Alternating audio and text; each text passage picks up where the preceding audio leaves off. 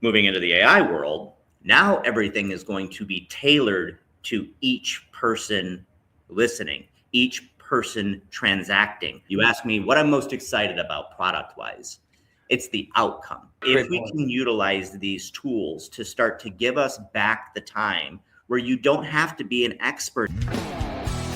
We know all real estate agents want to acquire clients consistently so that they can grow their business and income for that great lifestyle. This broadcast brings you the best and top people in the industry to support that quest. This is Dave Fanale, and I'm here to bring you the Real Estate Skill Builder broadcast, Real Estate Talk TGIF, brought to you by Real Estate Skill Builder and Align, your premier real estate solution. All right, everybody. So when you start, coming into things and you start meeting people in this industry, like I reach out to anybody and everybody in the industry that interests me. And this gentleman that's our guest today, Randy Toby, came on with Mark Choi a number of years ago. It was actually October 17th, 23. Number 279, you were on with Mark, and that was all about High Note, and you were working with Mark at the time. But you don't just participate in the evolution of real estate technology. You have built the infrastructure that a lot of agents rely on every day, right? So before transaction platforms were norm, you built one, Realty Commander, which was later acquired by ShowingTime. Then you turned to CRMs, and CRMs way back when. I used LionDesk myself as getting really started into using a CRM. You co-founded that LionDesk, went from 0 to 160,000 agents, and that was acquired by Lone Wolf. So okay, so that's not just timing. That's really thinking and vision this guy's got, right? So after those two things, you doubled down about investing and advising PropTech companies, continue to shape how agents run smarter and better businesses. Your opinion, your expertise is something that's often requested through all the high ups and all the big people out there forming what we're doing today and tomorrow. And you keep doing it, right? And there's no stopping what you're doing. There's no stopping the technology. You're a builder, a strategist, and someone who understands what agents actually really need to win. That is a lot of the growth-minded agents. And I want to welcome Randy Toby here to episode 403 of Real Estate Talk TGIF. Thank you so much, man, for being here. My pleasure. Good to talk to you guys today and all the listeners for sure. So, I ask everybody this question to start the broadcast, and I can't stop now. What does TGIF mean? What does it stand for? I don't know. Thank God it's Friday. That's what I know. A lot of people would think that. Yeah, a lot of people would think that. It actually means thank God it's Fanale. I'm sorry, it's just how my last name is, and it worked. Good play on words. Yeah, I never planned it that way, but when I said TGIF, then somebody said, "Does that mean thank God it's Fanale?" I said, "Yeah." I don't remember who that was. Anyway, Randy talked a lot about the innovation and creation that you've done for this business. You're sought after by so many people to find out what's next, what you think of what they're thinking about, giving your opinion on stuff. But you started somewhere. How did you? We know about. I spoke about Realty Commander and LionDesk, but how did you get into this, and why do you keep going? What drives you? What's your story, man? It was accident. It was 100% by accident how I got into the PropTech game. I got into the industry accidentally. I came from more the investing side of things. Like I was buying houses. I was young, my very early 20s, going to conferences and trying to learn about real estate, right? I wanted to buy and fix and flip. And I did pretty well early on. And then the great 2008 hit, right? And, I was a young guy, had a bunch of properties going, and, I didn't have a ton of money. I was buying houses in the Detroit market, buy for 25,000, put 25,000 in, there were 75,000, and just kind of was rolling and doing well for a handful of years. And then what happened is the foreclosure crisis really hit the Michigan market, the Florida market, the Las Vegas market earlier than the rest of the other country. And I don't really know why. I don't know if it's economics, like the buying patterns, people in Florida were buying 65 houses at a time, on no doc loans, etc. Anyway, so short sales had become a big thing, and we wanted to be able to find the good properties. So we created kind of like Calyx, which is for the mortgage industry, right? To manage a loan process. In the reverse, how could we manage these? And then we thought maybe if we approached real estate agents, we could do it for them, right? And then have access to the good deals that came up. Well, right. The agents didn't really want us to do them. They wanted to use our spreadsheet, right? And it had lots of tabs, is really all it was. And I was going to real estate, they're like, we'll do them, but we want to use your program. And then the little light bulb goes off. So we're like, you want to buy our spreadsheet? Then we're like, well, how the hell do you sell a spreadsheet? Do you sell it to them and they download it natively?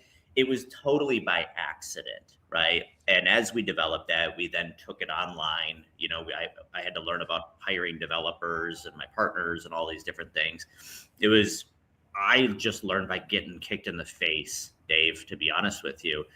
And as the market started to shift, we were managing thousands and thousands of these. And as the market shifted, transitioning it into transaction management was kind of like the natural, because after the short sale game, then what happened? Then the buyer game came in, right? Buyers were strong, right? And the buyer market. So we managed the buying process as well. And then it went into the listing side and it became a transaction management platform.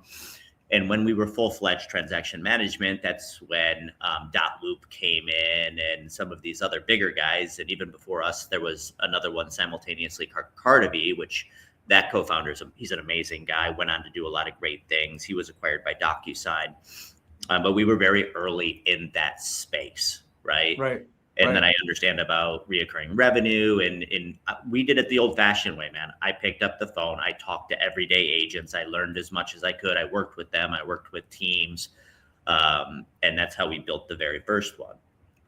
After that, during that time, I had met David Anderson, the actual founder of LionDesk, and I was just kind of moonlighting with him. He's calling me in the evenings. He didn't have a lot of expertise in the real estate space at that time, and just kind of helping him. He's like, what do agents want? What do they need? Like, tell me the angles, like help me with that. And after that acquisition with Scott and Mike at Showing Time, which those guys created a phenomenal company, by the way. They were a 30-year overnight success. And I joined Dave, and then Dave and I ran really, really hard, really, really fast for about 4.5, 5 years before the acquisition of LionDesk happened. And, we talked about this a couple of days ago when we were catching up. At that time in the game, right, and we go back 10 years, I would walk the trade show floors, and there was so much cool innovation.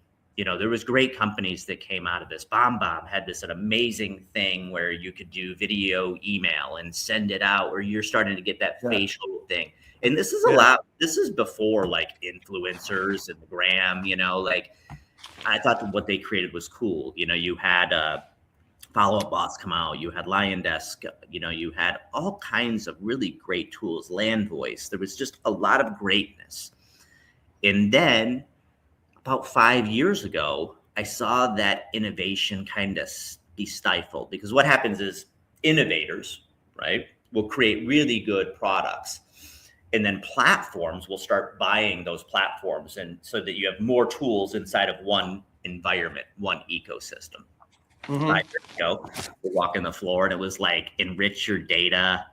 It was like send handwritten postcards using this tool. It was just kind of boring. And that's no disrespect to anybody that created a company during those times, but it just kind of like stalled for about 5 years in terms of like what I thought was really, really cool.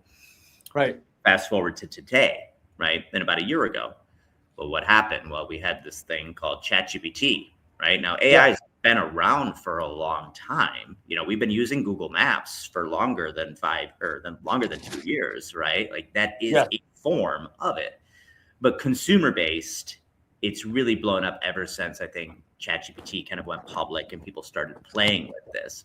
Over the last year, I'm excited again, right? Because new tools, new innovation, the same thought process that I had back then, wouldn't it be cool if, is starting to reemerge. And I just got back from New York. I was out there at the Inman event, and I was really happy. Like, I went to every booth and I let every single sales guy pitch me on what they had. And it's cool because whatever you think in your brain, wouldn't it be cool if a tool could do this? You're starting to see that. And people like me and thousands of other people are looking at it through this same lens. You know, this isn't just about prompts, right? And using ChatGPT, like, that's cool and all. But really any process, anything that you do throughout your day, if you really think about it, like, do I have to do this? Or is there AI in which that could, right? Like, that's what's really, really interesting about today's market. And I think that we're going to have a good 10-year run. And I think that there will be a certain sense of a bubble, right? But just because it's a bubble doesn't mean it all goes back to zero, right? We're going to see a lot of stuff emerge, right? And then we're going to see a few pinholes in that bubble. It'll come down and you'll start to see the winners and the losers emerge, right? And I can't live without this now. You know what I'm saying? So I'm very excited about the market right now in terms of innovation. And I think agents who take advantage of it now will have first mover advantage in comparison to the rest. And you don't need to be weeks ahead of anybody. Like, literally, you could be 48 hours ahead of the vast majority of the population and kick the shit out of them, pardon my French, right? And market share in the residential real estate space is the same. If you go back and look at over the last 10 years, how many transactions happened, right? I think last year was 6.2. The year before that was 6.5. This year, I think it's going to be up a little bit, even though DOM it has increased, right? The market share is the market share, right? In terms of like how many houses. So as a real estate agent, I've always told them it's all about you taking other people's market share. And with AI, you're going to be able to take it quickly, right? The people that are just doing the 2 or 3 deals, you're going to be able to take that. So, Randy, what's really interesting about market share you talk about is one of the things that I've seen, and you've seen it, and a lot of people have seen it. Newer agents can more quickly take market share from the agents that have had it for years and years. Why is that? It's technology, but it's also, look, there are agents now that are getting into the business right out of college, right out of high school. We have several of those on our team, right? And they're still going to college, but they're in real estate is going to be their thing. And it's just, we just see it. We can see newer agents excel. We had a brand new agent in our team last year, started. He did over 11 million last year, his first year, right? Just because this was his job. This was his business. And it's being looked at as a real profession. Not that it never was, but it's being looked at as a profession where this is where I'm going to go. This is the work I have to do, and I'm going to do it. Look, it's pretty simple that we know over the last couple of years, only 70% or so agents did not do a deal, right? Of realtors, right? So what you're saying about market share, it can be built up very, very quickly. So that's so true there. I met a gentleman, I don't know, 10 years ago at one of Tom Ferry's events, right? Shout out to Tom. He was going to school. He was an Indian guy, and he was going to school. He had a great education, and he's sitting there and he was telling me, he goes, "This is the only industry I could get like a 7 to 14 day education, and within 2 years be making $500,000 a year." This gentleman treated it very much like a business. He figured out his lead gen, like how many leads he needed to be generating, what his daily activities needed to be, right? And this guy worked like a dog, and he was making $500,000 within. He did it under the 2-year mark, right? Now he was very systems driven. He was on the pounding the phones. This is a different time in terms of that, but like for real, man, like it's a great industry if you treat it like an actual business, right? The problem is most real estate agents don't. Like Henry Ford became a household name, not because of the automobile, right? It was the assembly line. And very few agents treat it like that, unfortunately, where it's like, I got this, these are all I do is focus on all my lead gen. Now I got tons of leads coming in. Now I got to figure it out how to convert those. Then I got to nurture. Then I need to do this, right? If you compartmentalize each component and treat it as like an assembly line, you can accomplish that. Think about if Henry Ford tried to rebuild every Model T differently each time, right? Didn't have a system in place and kind of like, I don't know where we're out of steel. I got to go get more steel now. Okay, well, now we need more wheels. You know what I'm saying? Like everything exactly out ahead of time. So the real estate agents who do that are going to have those are the ones that are going to succeed. The interesting thing about where we are today is you don't need all those skill sets because now you have tools like AI, right? So like copywriting. I mean, remember emails? Remember people that would pay thousands of dollars per month to write all of their emails? You can literally go into a product like Claude, right, which is similar to ChatGPT. For those of you guys who don't know, it's just a little bit better at the writing component. You can tell it exactly who you are, what you want to reach out, and you could create 36 months worth of emails in 15 minutes, right? You load those babies up into your CRM. That piece is done. Now I need 36 weeks worth of text messages. Same thing, right? Back in the day, that would take you and I weeks to do. What's the right subject line? What's the right opening line? The call to action. I mean, you talk about scale, man. Like you can build these systems now fast. You know what's interesting? You mentioned Tom Ferry, and I was thinking about this when you said up to 5 years ago. And Tom was on his broadcast probably about 7 years ago. And one of the things I asked him was, Tom, who's the next disruptor? Is there a disruptor out there? He said, basically, no. He says, we're just going to be status quo. And then right after that, everything started moving with how Zillow was doing their business and showing time and everything started moving. And then AI started, and everybody said, well, that's going to ruin the business and that's going to do this. Just like they said, showing time was bad. Just like they said, internet leads were bad. Look, man, I was there when they started and I was able to monetize them because for the most part, the problem was the receptor, the agent didn't believe in them. What do I need internet leads for? What is that anyway? And now it's like a lot of them can't live without AI, but a lot of them can't live with ChatGPT, but a lot of them really don't use it the way they should. It's more of a game for them, for a lot of people. And, when you work with transaction management, and LionDesk and moving forward, those were things that the agents that are going to grow wanted. They understood that they needed it because the word scale came out and said, okay, I need to grow, but how do I do this all myself?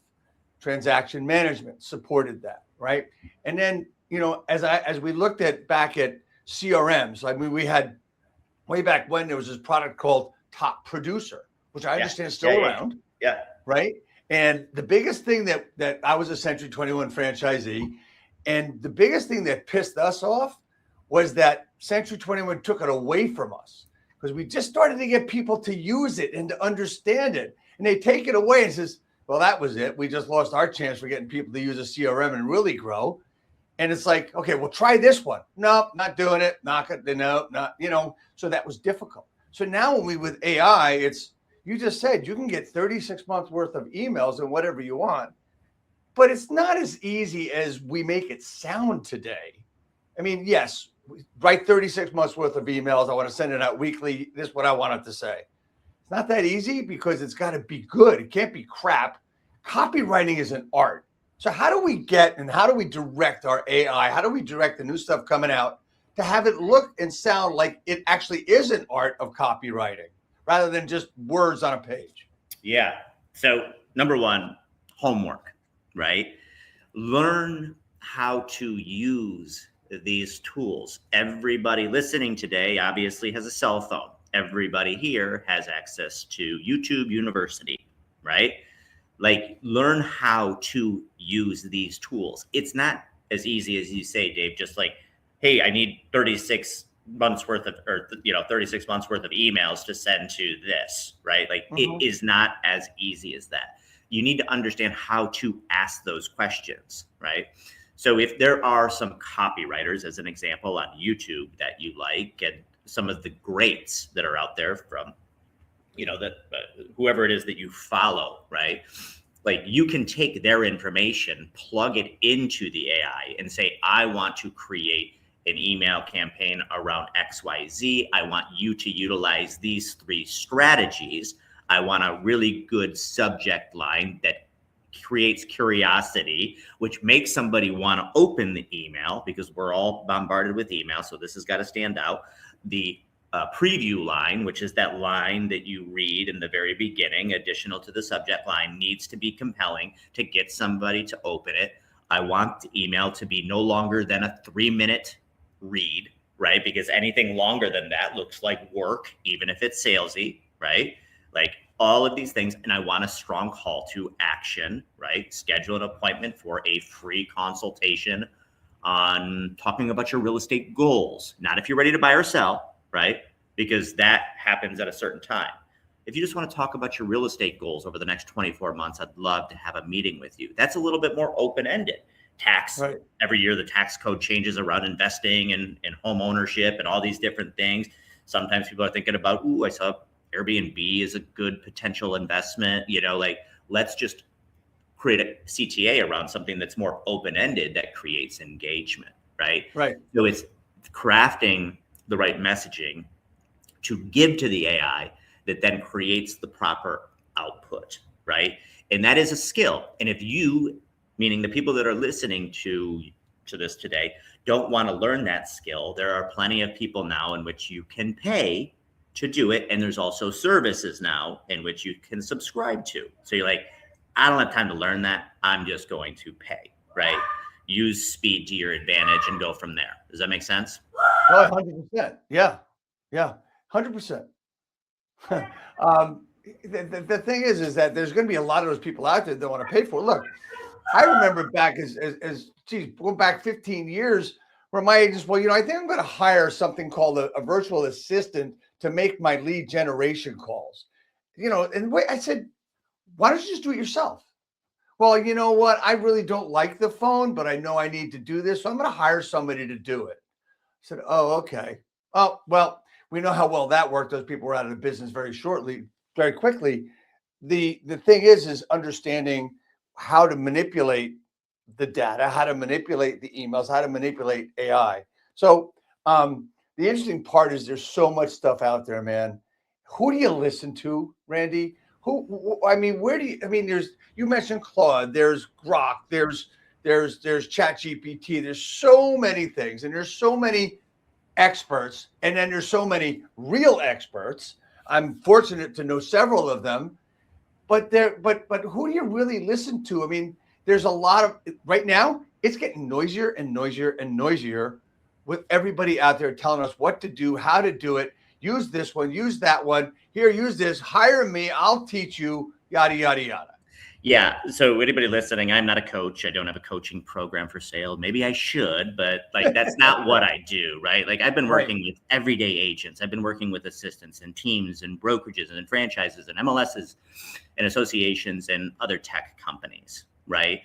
Who you listen to, it is up to you. But what I would recommend is listen to like the thought leaders in the space, right? The CEO of the CEO of NVIDIA does a lot of stuff, right? And he does a lot of forecasting. The guys from the All In podcast, right? Some of the best venture capitalists in the world. The Elons. I mean, there's a lot of people out there that you can listen to, and you get that information at a high level, right? So you take this high level, like they're looking at it. Hold on 1 second. I got to shut my kid's door. He's home. The beauty of working from home and having your family there is very cool.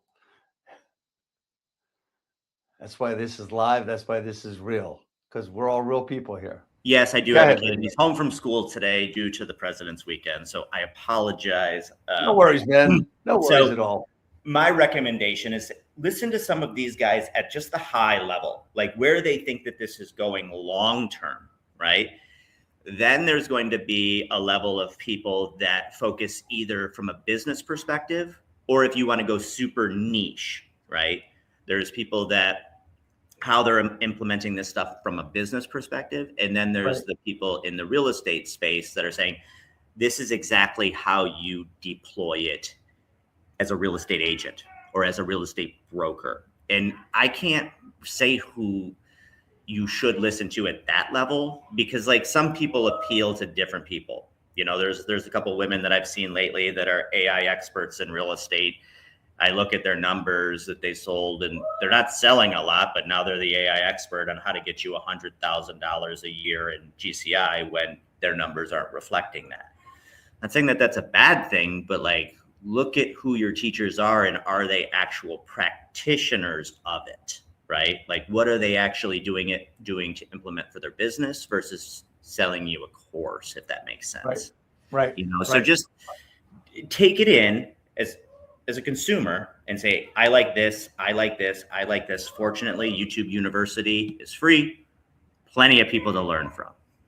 Yeah, so absolutely, and I think that's the best advice that you could that you can give. I mean, with that, because there is so much noise out there, and there's so many people out there. But you need to limit. One of the things I want to say is you need to limit how many. You got to stop sooner or later on who you're going to listen to and who you're going to get that high level opinion from. Because let's face it, I think the biggest disease in this real estate business, it's been around forever. It's called getting ready to get ready. And if you're going to keep talking to or listening to different people over the years, fine. I mean, clamp onto one, clamp onto two, and really dive into what they're doing. I'm very fortunate, Randy, that one of my first coaches is a guy by the name of John Cheplack. I'm sure a few people have heard of him. And I've known him for many, many years. I could be considered an OG from years ago, and we're still friends today. And I subscribe to his methodology. I subscribe to what he says.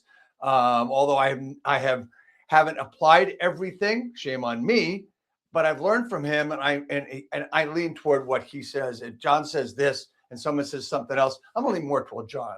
And I bring up John for another reason too, is when we talked about copywriting. Here's a gentleman that taught himself the art.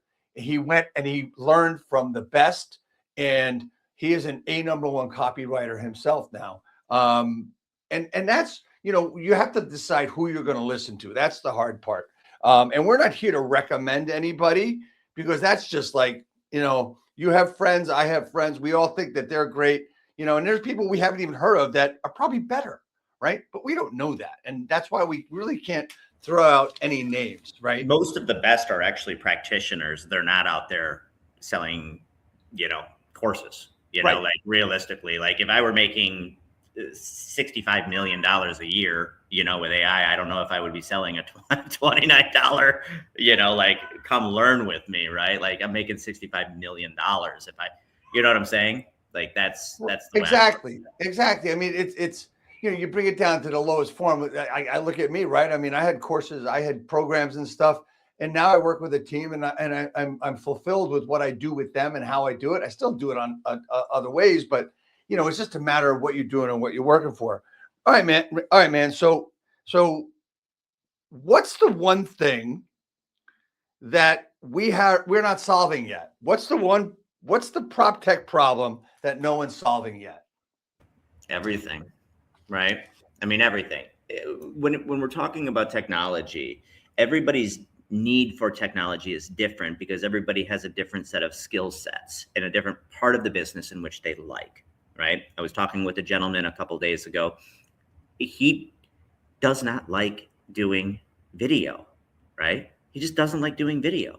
He needs a solution for doing video. I know another person that does terrible at tracking their leads and their business, right?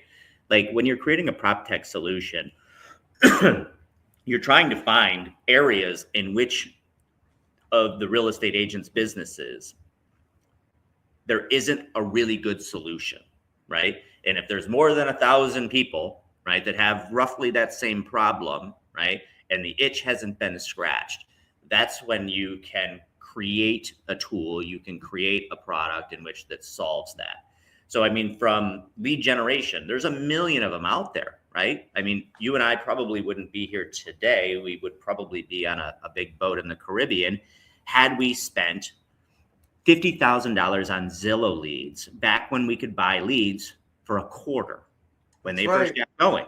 Because you know what? Most people don't change their name, their phone numbers, and their email addresses. Once you have first party data and you have that into a database and you just work that, I mean, we would have 1 million at 25 cents, 25 grand. We'd have 1 million leads in our database. Right. And that's the biggest asset of a real estate agent is your audience, right? Or your database. So like lead generation, I mean, there's a ton of solutions out there, transaction management, goal tracking, right? Marketing, postcards, you know, I mean, everything there is, but those were all solutions that were meant and designed to fill the gap of a lot of people, right? Big market share, like EXP, Remax, right? They had like marketing centers as an example. It was kind of just templated stuff specifically for that whole organization, and it was all the same. Moving into the AI world, now everything is going to be tailored to each person listening, each person transacting. I like my stuff to look this certain way. I like this type of wording. I like this. I want things done a specific way, right? Once you build that in, now everything is fully customizable versus kind of canned and out of the space. Right. So as an example, like I always thought where David and I wanted to take the CRM space was, what about if there was the anti-CRM? Because nobody really likes going into their CRM and updating the notes and doing that, right? At the time, this wasn't capable. Had we still owned the company today, it would be. So that leads would come in and it would be like, hey, Dave, a lead came in from Zillow. You want me to send email A, B, or send text message C and add them to a drip campaign? Yes, cool, boom, done. Anything you want to add? Little voice recorder. Yeah, that guy's cool. I met him at the coffee shop. He's thinking about this. Done, move, right? I thought that there was going to be this system where it was more like just your assistant doing all of that type of work for you, just saying, Dave, is this cool? Is this cool? Is this good? Right? They fell into this bucket. That's where we are today, right? With all of these tools, we're going to have a very, very, very customizable process, which will redefine PropTech, in my opinion, moving forward. It will never, ever, ever be the same. And today is the absolute worst it will ever be with any of these tools. Every day they get better at a really, really rapid rate.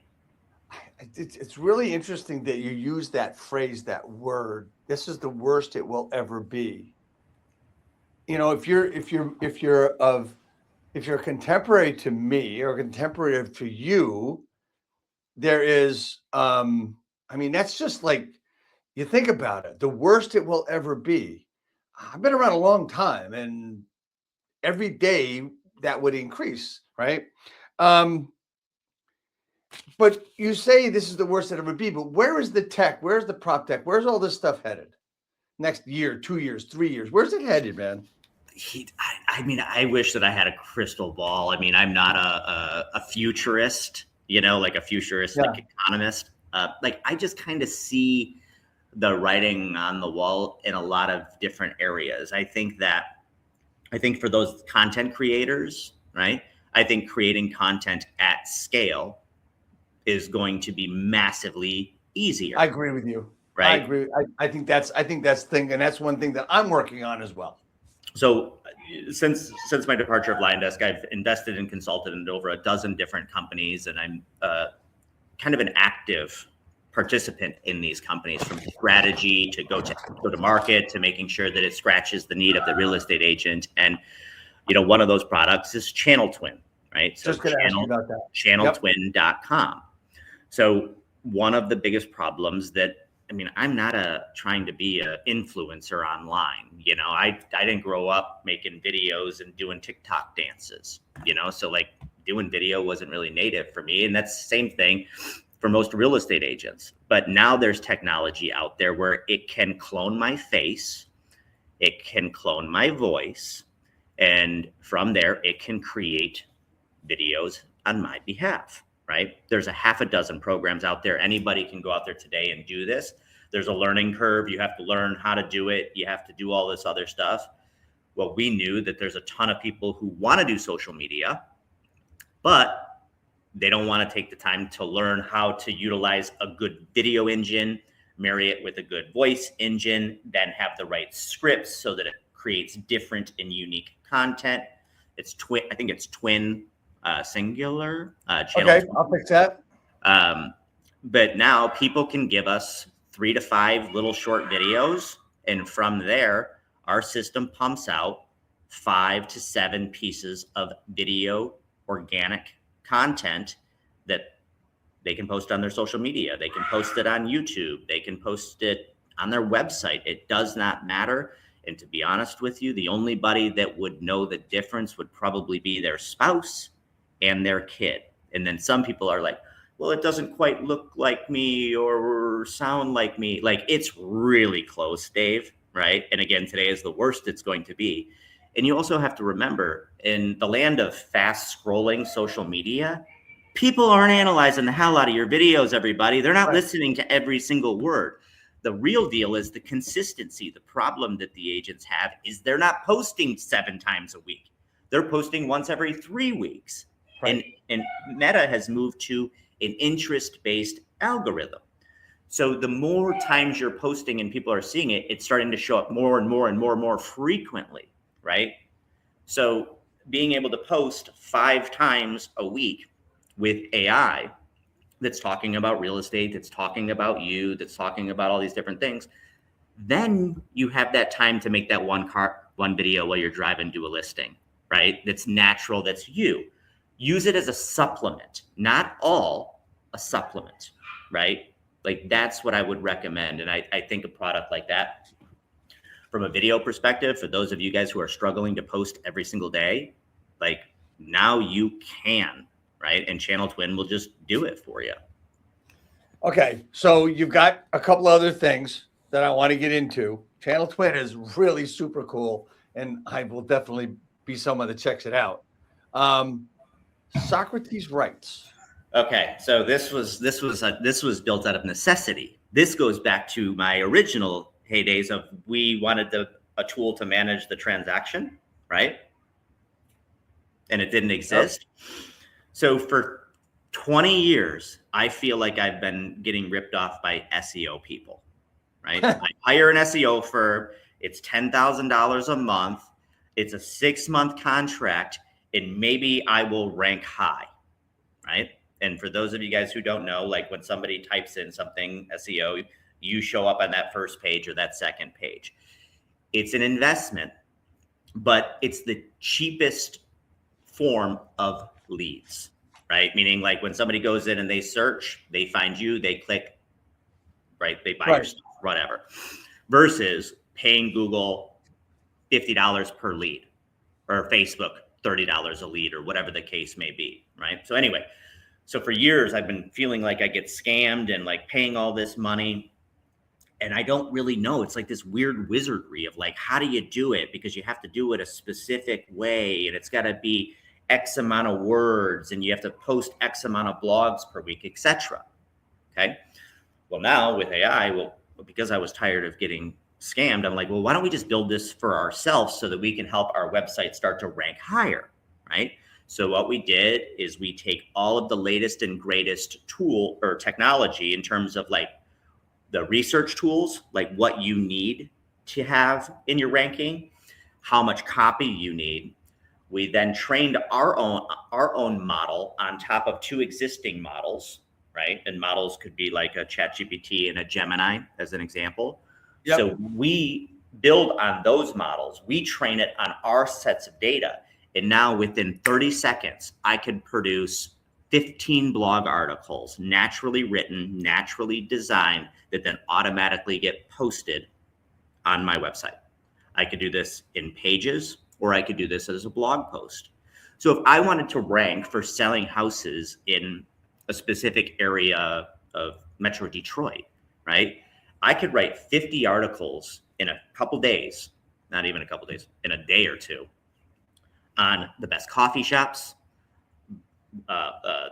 where to eat, where to sleep, what the schooling's like, what living is like there, specific subdivisions, everything about this community. I could have 50, 60 pages on my website. So when people are like, what's cool in this town? Where do I go to eat in this town? What's real estate like in this town, right? Etc.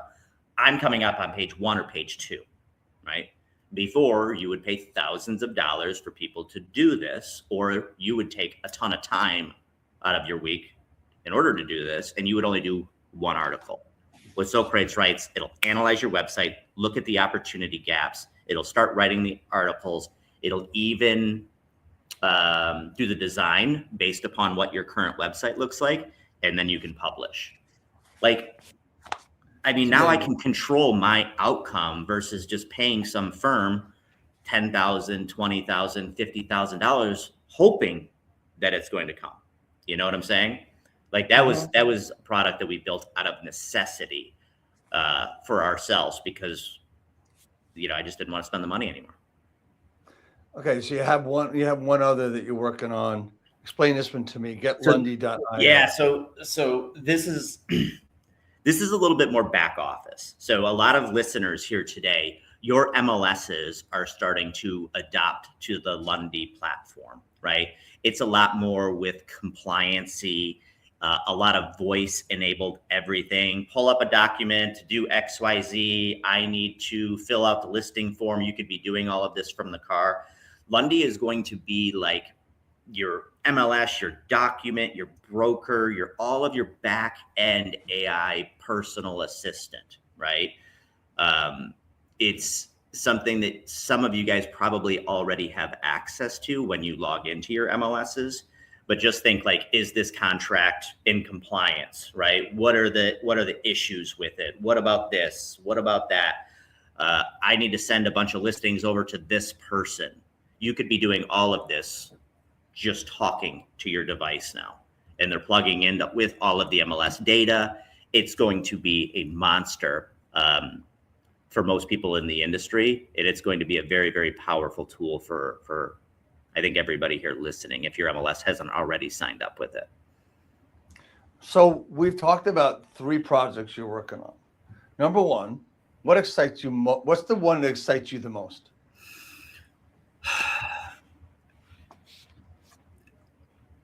It's not one project, right? It's the outcome, and I don't know if this is cliche or whatever, but like real estate agents have been forced to do more and more and more and more, right? Like 15 years ago, you didn't have to be all over social media. You didn't have to be doing all of this stuff. Everybody here has a family, right? Everybody here is working their butts off, like your dollar's going down in terms of like what $100 is worth anymore. You know what I'm saying? We're working 3 times as long. We're sacrificing our children. We're sacrificing the fact that, like the vacation might have to be pushed off another year, like I think it's a time thing, man, that I'm most excited about, just AI in general. It's like if we can utilize these tools to start to give us back the time where you don't have to be an expert in all of these areas. Like, I think that's the end all, man. Like, if you could legitimately, I don't know what your number is from an income perspective, but let's just say somebody's goal is to make $100,000, but they're working 75 hours a week. If they can get that down to 37 and pick their kids up from school and be at those soccer games or, spend time with their family, I think that's what excites me about this revolution, if you will, right? In terms of AI and products. And anybody listening, I'm not going to tell you this is the best product or that's the best product. I thought the ChatGPT was the best thing on the planet a year ago. And now I think Grok is really, really good. I think Claude is really, really good. I think from a research perspective, Anthropic's really good.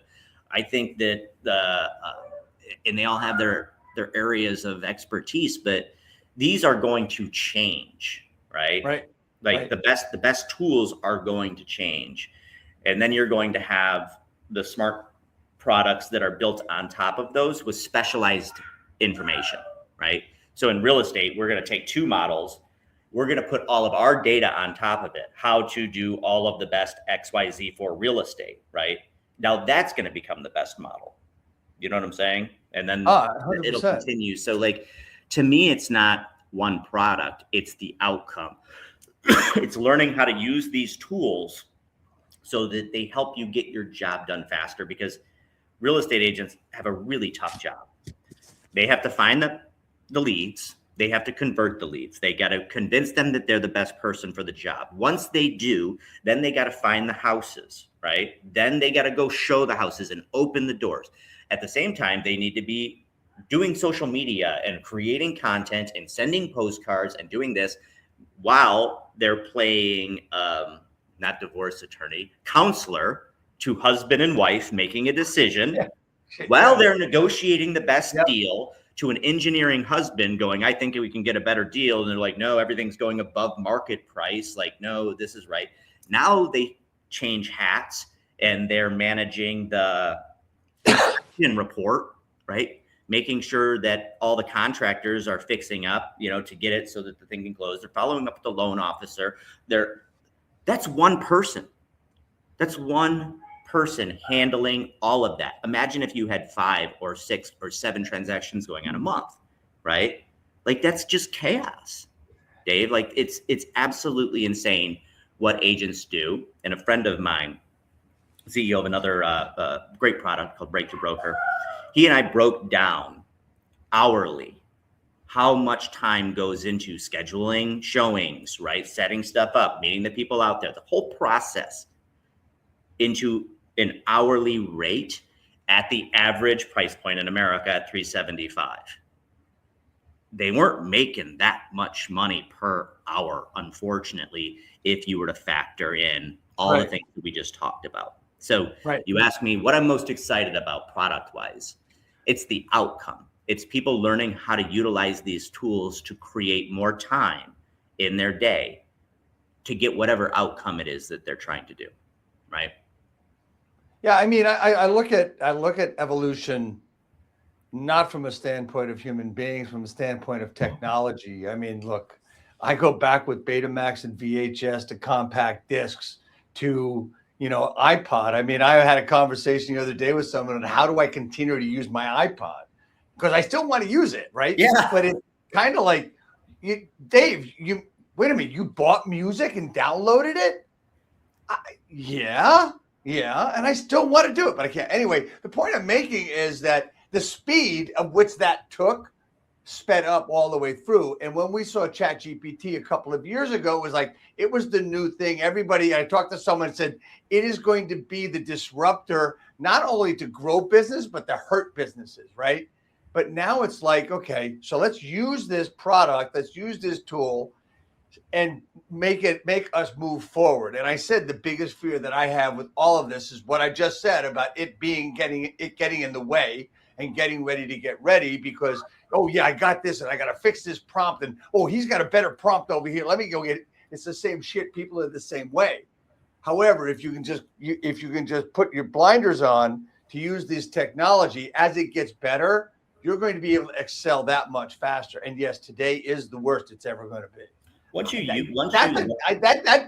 That line you said before, that blew my mind. This is the worst it's ever going to be today. Yeah. Once you learn how to use a piece of technology to its fullest capability, or even partial capability, you'll never go back to doing it another way if that product or tool was designed properly. Like, I was in New York last week, and I travel a decent amount. I can't imagine life without Uber. I just can't, it just doesn't, I need to get to this part of town for a meeting. I need to do this,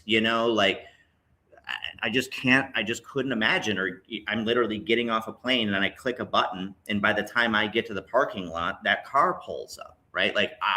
that's never going away. But I think what will go away, like if you really think about just evolution, more than likely, you have a General Motors, a Ford, a Lexus, a BMW. I could see in the next 10 years, you pay a subscription to a specific type of black SUV, and anywhere you go in the United States, you click your little Cadillac button, and an autonomous black Cadillac pulls up, picks you up, and that's part of your monthly subscription. You don't actually, maybe you don't even own that car anymore, right? You just own a black Cadillac SUV in every state whenever you need it. Because I don't need it all day today. You know what I'm saying? Like, let that baby go out there and work. I could see that happening. Wild thought. I could see it happening. Wow. You know, hey, man, that's such a wild thought just to think about that. But the thing, here's the really cool part of my thought process of hearing you say that is that is possible. Where 5 years ago, 3 years ago, you're out of your mind. No way would you'd be like, this guy's crazy. Right. Holy shit.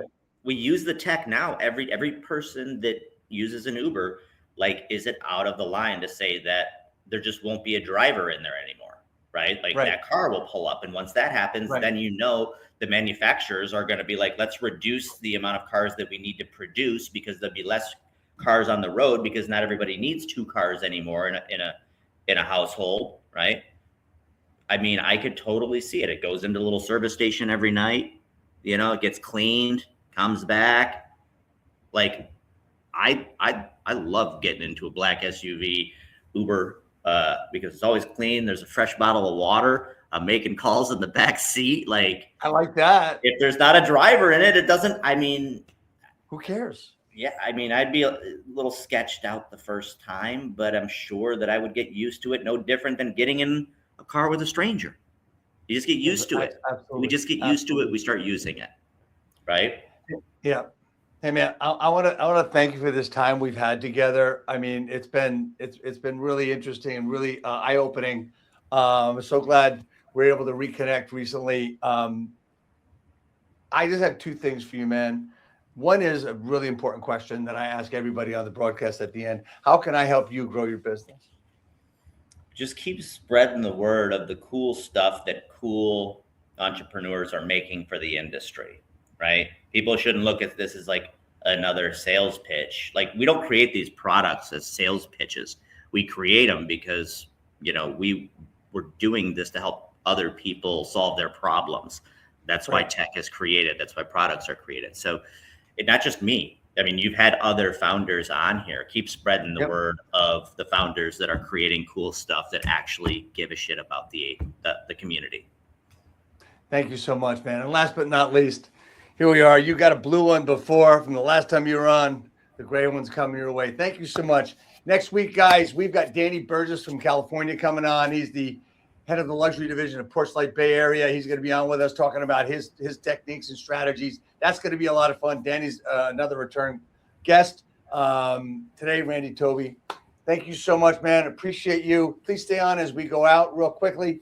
Thank you so much, everybody. And everybody, happy Valentine's Day. Happy Valentine's Day. Thanks for having me, Dave.